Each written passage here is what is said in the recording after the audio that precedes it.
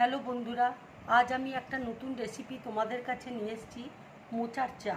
মোচার চা করতে আমার কি লাগছে তোমাদেরকে দেখিয়ে দিচ্ছি। দেখো, আমি এখানে মোচাকে কেটে নিয়েছি, কেটে জল দিয়ে ধুয়ে আমি রেখেছি।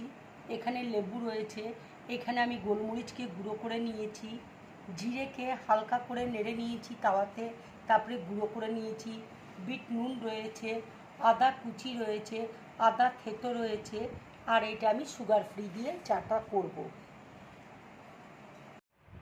এই মোচা হচ্ছে সুগারের পক্ষে ভীষণ উপকারী, এতে প্রচুর আয়রন রয়েছে। এবার দেখো আমি চাটা করছি, তোমাদেরকে দেখিয়ে দিচ্ছি। এবার দেখো সসপ্যানে জল দিয়ে দিচ্ছি। এবার আমি মোচাটা দিয়ে দিচ্ছি, সেদ্ধ করে নেব।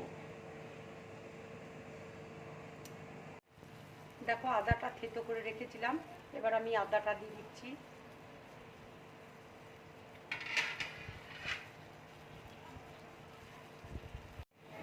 মোচাটা দেখো সেদ্ধ হয়ে গেছে, এবার আমি চা পাতা দিয়ে দিচ্ছি।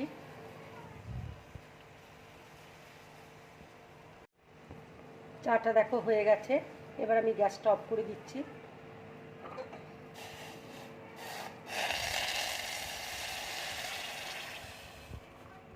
এবার দেখো ভাজা জিরে আমি দিয়ে দিচ্ছি, বিট নুন দিয়ে দিচ্ছি, লেবুর রস দিয়ে দিচ্ছি, গোলমরিচ গুঁড়ো দিয়ে দিচ্ছি।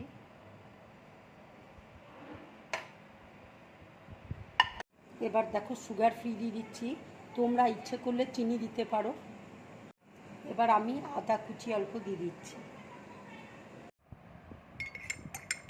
বন্ধুরা, তোমরা এইভাবে মোচার চা বানিয়ে খাবে, খুব ভালো লাগবে খেতে।